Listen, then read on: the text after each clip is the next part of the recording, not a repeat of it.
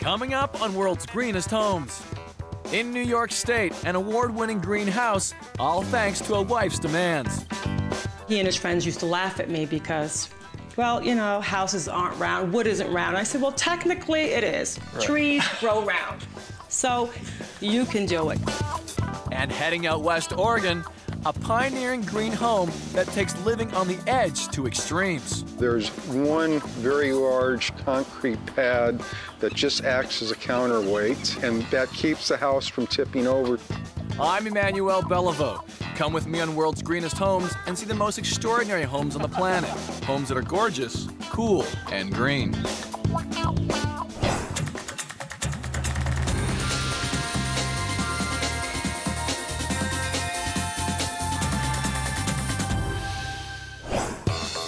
New York City, crammed with over 8 million people and some of the most expensive real estate in the world. But head north for an hour and it's a very different story. Our first home is in the town of South Salem, New York. It's not just the octagonal shape that makes this house so interesting. It's what the homeowner did to take green design and energy conservation to a new level. This three-level home has undergone a major rebuild. Originally a single-story building, the owners doubled the space by adding a top floor. She had always wanted a round house, and he wanted to build green. After attending a green building convention in Austin, Texas, he couldn't wait to try out his new ideas on his own home.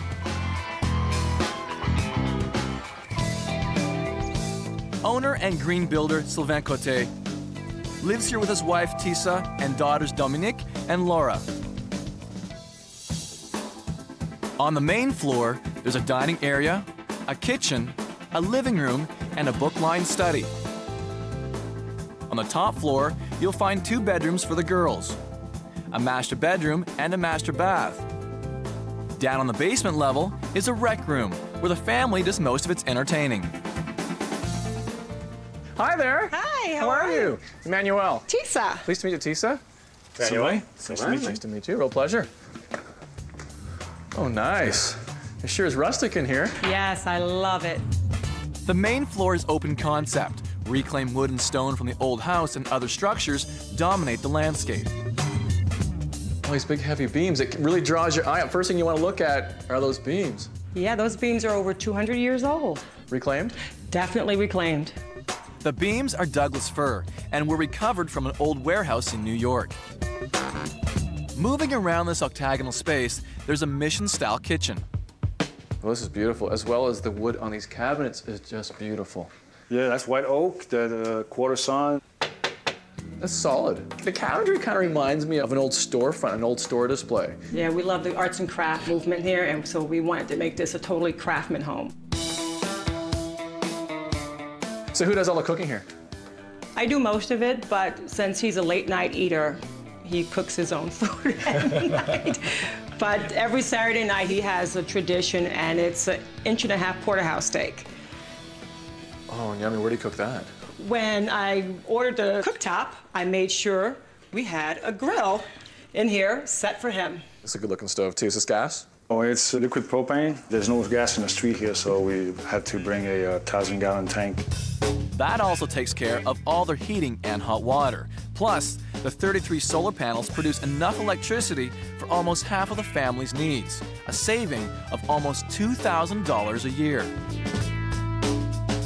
Was the original house an octagonal house as well? Yep, exact same size. We just had 50% of space by adding an upper floor. We always had 2 requirements for where we wanted to live when we first got married.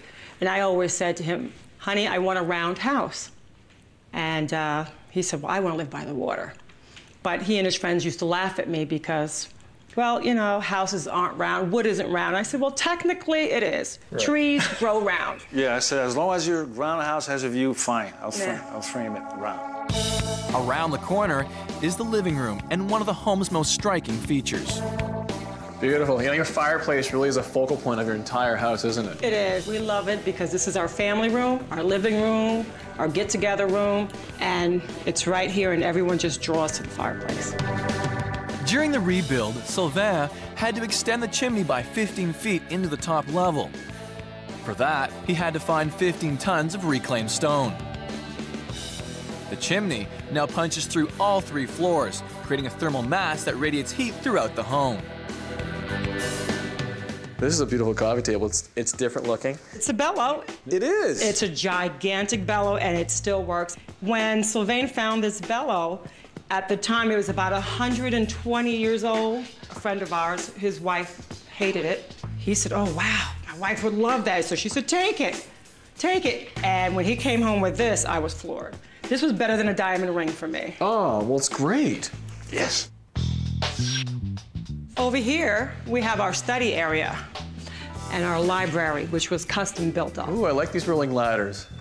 Yeah, it's good when you have to get up there and get a book, and you don't have to go climbing up on everything. Climb up and get anything. Okay, I can walk on this, right? I'm on it now, so. Yeah. Well, I can roll you around. Yeah, easy. I always wanted to have a library with one of these. This is great. I always like the look of it. So this is your desk. This is our study area. We have 2 teenage daughters. We've never allowed our children to have a computer or a television in their room. So this way, I'm in the kitchen, another room. I can still see what's going on in the computer. Are they doing their homework? Are they talking online? Or are you playing a game? Right. Hopefully they're doing the homework. You know what's interesting about the space? It's open concept. There's no walls dividing anything, yet you always feel like you're in a different space in the house. And there's no yelling when you have to get someone's attention. You can just speak in a normal tone. You don't have to scream from one end to the other. Is that true? There's never any screaming No, in here that's unless he's downstairs and I'm on the 3rd floor. Then there's an issue. Taking the 5th on that one, huh? Let's look at this table. Alrighty. And you're telling me this table is made from hardwood flooring? It is. Leftover. But it's We didn't even have to buy it. It's about 2 inches thick. It is 2 inches thick. That's because the guys miter the corners, and every single piece is miter. Are you kidding me? A miter joint is a method of joining 2 pieces of wood, like a picture frame, where 2 45-degree angles are joined to make a 90-degree angle. There's solid wood in the middle. Yeah, it's hickory. So you've got to do a double miter here, a double miter here, and a double miter here, and it's got to fit this tight, and your guy did that. He did that, and we put a light stain on it because this is hickory, the leftover floor on the upper level, and we were able to create build not only the stable but one vanity also. That's great. It's a beautiful piece. That is some craftsmanship. That's incredible. That's made from hardwood flooring. I've seen the main living space on the 1st floor. Now we're heading out to the deck. Oh, look at this. The property overlooks Lake Truesdale. Look at that backyard. Now that's manicured. When we talked about doing the backyard, Sylvain has a very artistic view, and he wanted this layered of terraces, and I couldn't see it, and I didn't want it. Once again, here's another homeowner battle here. And so we kind of went back and forth, and he used the term trust me. So now I had no choice. You know? You had no choice. It's either trust him or that's it for us. The roof has a 4-foot overhang that acts like a big umbrella, another clever part of the home's passive cooling system.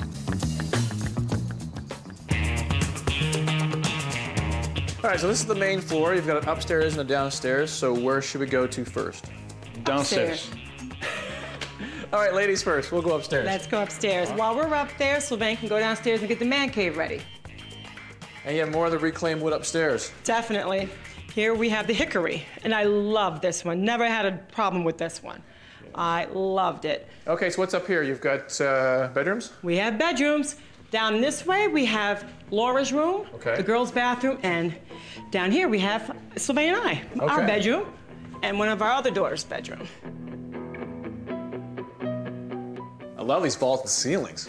Yeah, it's one of my favorites here, too. Architecturally, it's really interesting the way everything is just converging at the top. It is. It kind of reminds me of like a ship. Beautiful. And once again, this is the stone that starts downstairs. That's right. And when you see our mantle right here, well, right here was where the roof of the original home stopped. Oh, that's right, because this entire level's an addition. This is all an addition. And we have a cupola up there, so when it's really nice and cool outside and there's no AC running, we can just open up the cupola, and we have a great cross breeze, and it lowers the temperature of the house a good 10 degrees. Really, that's incredible. Passive cooling. Yeah, passive. What a very effective system. So is that This is a fire escape ladder like the ones you see in the city.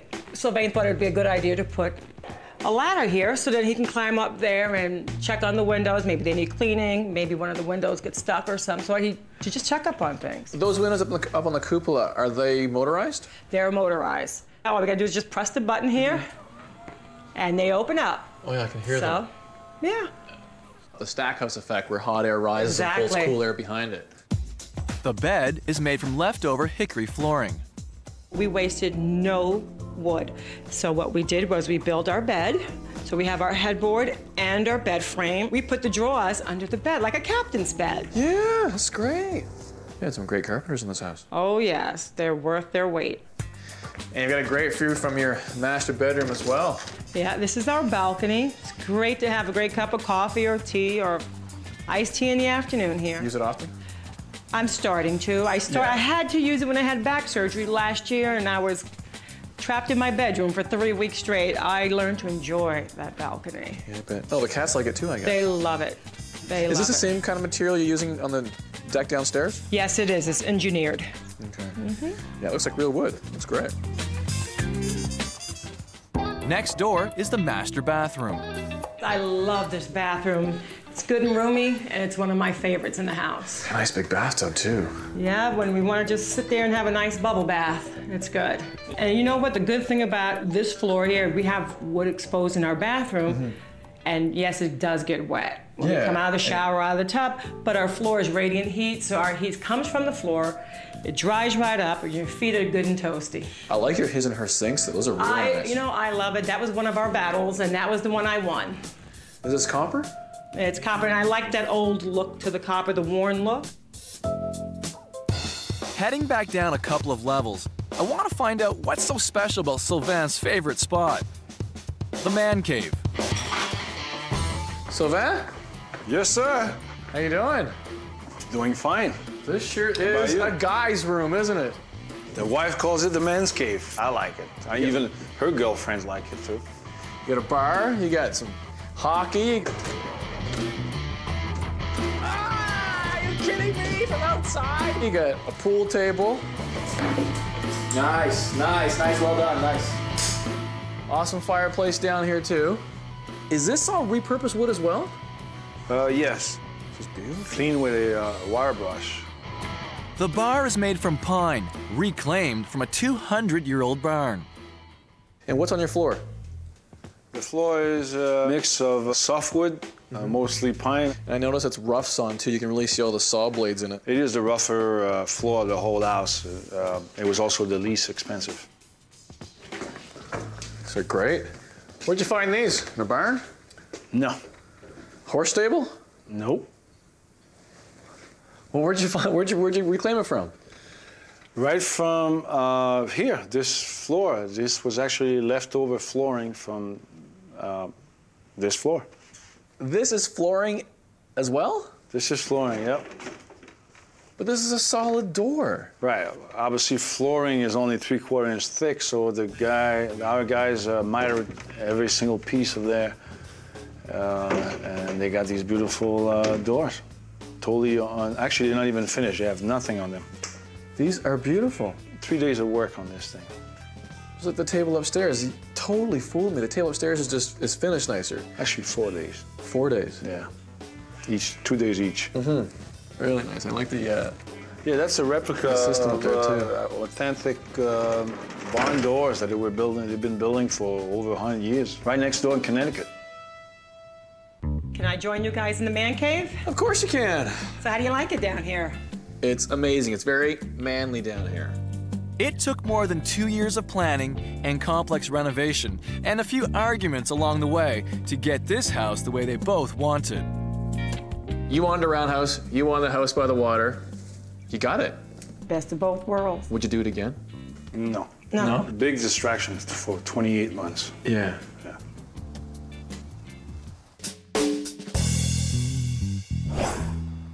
Our next homeowner is a real eco-pioneer.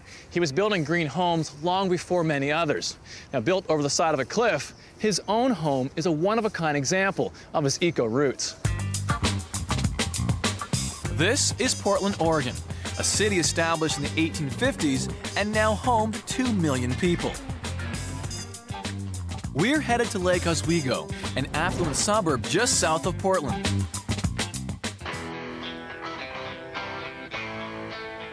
Perched high in the mountains is one strange-looking structure. The revolutionary architect behind this extraordinary cantilevered home wanted lots of space, but was determined to keep the building footprint as small as possible. In fact, only 350 square feet of this 4,000 square foot home actually touches the ground. 30 years ago, that made architect and owner Robert Oschatz one of the pioneers of green design. He lives here with his daughter, Claire, her husband, Brian, and their kids, 6-year-old Eli and 2-year-old Rayleigh. The design of this home is upside down and split into 3 main levels. The main living space is on the upper level. Kids and guest bedrooms in the middle, in the funnel part. And on the lower level, Robert's studio. Off the entrance is a huge family living room with dining area and kitchen. Up a few steps is the master suite. Downstairs, the mid-level has a couple of bedrooms, while the lower level is Robert's studio. Hi, I'm Robert Oschatz, and welcome to my home. We'll head upstairs to the main part of the house. Well, we're here on the top floor of the house, the 3rd level, and this is the living room. Every floor has a split level, so this is half of the 3rd floor. Being that the best view was on the upper part of the property, I decided to make the family section of the home on top of the house so that we could all enjoy the view. But the largest expanse of glass in here isn't just for the views. It helps to keep Robert's energy bills low. This is a south-facing wall, so it's mainly a window area. And in the wintertime, this room gets flooded with light and it warms the room up. And in the summer, the overhang of the building gives the room some much-needed shade.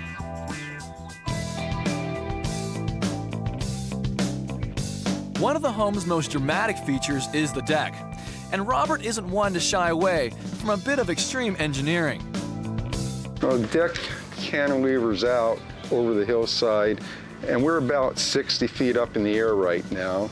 Scares some people, but I've always felt very comfortable up here, and I have kind of what's called a horizontal handrail so that when I'm sitting, there's nothing blocking my view.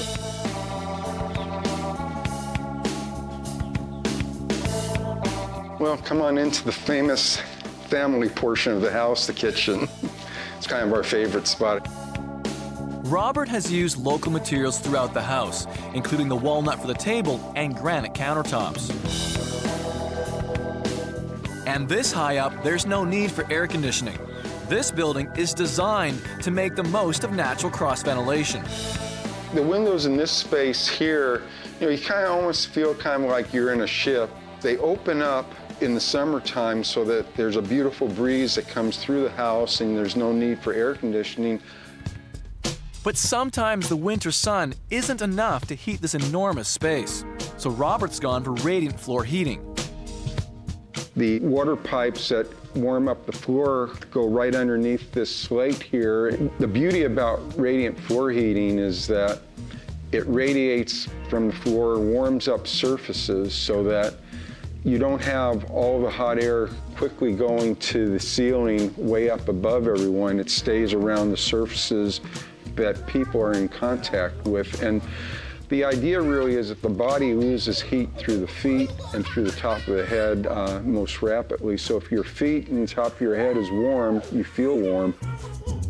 All that adds up to a home that's close to 4,000 square feet with a heating bill that's under $2,000 a year. On the other side of the living room is Robert's master suite. You can make the bedroom private or you can leave it open. This is a sandblasted glass, and the pattern on this is an abstraction to the floor plan of the house. We'd be right in this area right now. You'll notice that throughout the house, there's a tremendous amount of built-in cabinetry and furniture, and there's really very little need for bringing extra furniture in the house. Next door in the master bathroom, there's more local timber and granite.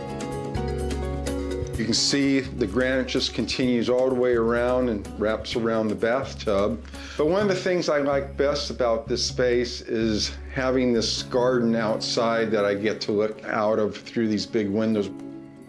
We've seen Robert's cedar-lined main living space, the cantilever deck, and the master suite. Now, we're going down inside the funnel to the first of 2 levels, starting with the guest rooms. Well, down here we're on the lower half of the middle level of the house. There's 2 bedrooms down here and a bathroom, laundry area. So let me show you one of the rooms. Well, this bedroom here, it's my grandchildren's bedroom. Eli and Rayleigh's bedroom really makes the most of the unusual space. All the furniture is built into the curve of the funnel, so lots of hideaway toy storage. Down a few more stairs is the playroom. This is a good location to see how the radiant floor heating works in the house. This closet here, you can get to the manifolds for the different floors, and what you have is these plastic pipes, and you have a supply line and a return line, and these pipes go into the floor. There's a thermostat, right here, so you can control the room. In fact, the house has 7 different thermostats, so there's a lot of individual control in different sections of the house. On the split level below the playroom is where Robert spends most of his day. This is a studio space where the work gets done. I kept it completely separate from the rest of the house and wanted to have this walk to come out to get into the studio because I wanted to be able to separate work from relaxation time or playtime. Outside of the studio is where you can get close to this unconventional home's most eye-catching feature, the funnel. A large part of why this building has such a tiny footprint. We're building right on top of basalt rock, and there's rock anchors that hold it into the hillside so that the house can't slide down the hill. But there's one very large concrete pad that just acts as a counterweight. It's 8.5 feet wide, 16 feet long, and 2 to 3 feet thick, and that just keeps the house from tipping over. The structure is rooted into the hillside, but it feels like it's soaring out into space. And it still fits right in, thanks to all the natural elements that help it blend into the environment. I needed to use a metal to cover the roof, and I wanted to use copper because it was a natural metal that would turn color over time. These are 2 of my favorite fir trees, and in building, it would break my heart every time I have to remove a tree on any building site, whether it's my own or for somebody else. So when I saw these trees, it was just very important to know exactly where they were on the site and make sure that I could leave the house in between the trees without affecting any of them. 20 years ago, Building Green was in its infancy, but Robert was prepared to push the boundaries of what could be achieved, however unconventional the design. When you look at a piece of property, every site has its own sense of poetry to it, and what I try to do is capture that sense of poetry and translate it into the architecture of the house.